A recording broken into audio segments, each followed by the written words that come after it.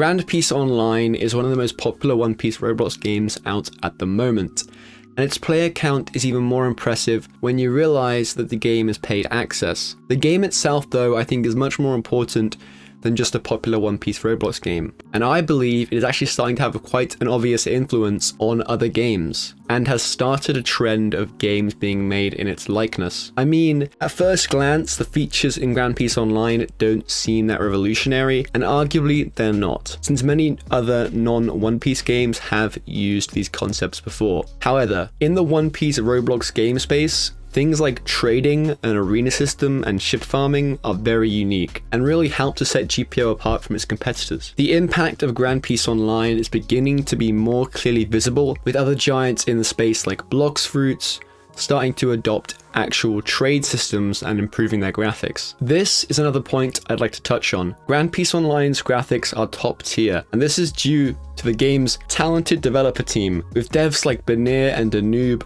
becoming famous for their skills when it comes to modeling and animation. Obviously, these devs aren't the only people who can replicate GPO's level of quality and the style, and other games like Destiny Piece have similar styles, but to my knowledge have devs who are completely disconnected from Grand Piece Online. Project Slayers is another example of a game that has a style that is heavily inspired by GPO, and even though this game isn't a One Piece game, I think it really shows the influence of Grand Piece Online's style and ideas on Roblox anime games as a whole. Another concept that seems pretty obvious, but the popularization of which can be attributed partially to Grand Piece Online, is blocking. I had not seen blocking in a One Piece Roblox game before Grand Piece Online, although obviously it had been shown in games like ABA. And the addition of block breaker moves is another feature that is very much a GPO thing, because obviously if you have no blocking, you have no block breaks. This simple addition completely shifts the nature of PvP in One Piece Roblox games, changing it from a battle of who can Geppo and spam moves faster to a PvP system that involves a mixture of close range M1 style combat and the more classic large devil fruit AoE moves. Again, I'm not saying Grand Piece Online was the first game to utilize these features. However, what I'm saying is that I believe GPO definitely helped to popularize them and show the new and old One Piece Roblox games that these sort of ideas can be executed well and that there is a demand for them. But aside from actual game mechanics that are inspiring other Roblox One Piece games, the sheer quality of GPO's animations and models are definitely pushing other games to try to improve their own graphics in order to keep up. I also want to stress that I do not believe that games taking inspiration from GPO is actually a bad thing. In fact, I think it's a good thing, since overall it pushes the community to set and achieve higher development goals. I also don't necessarily think all games are fully inspired by GPO, and most have their own unique mechanics.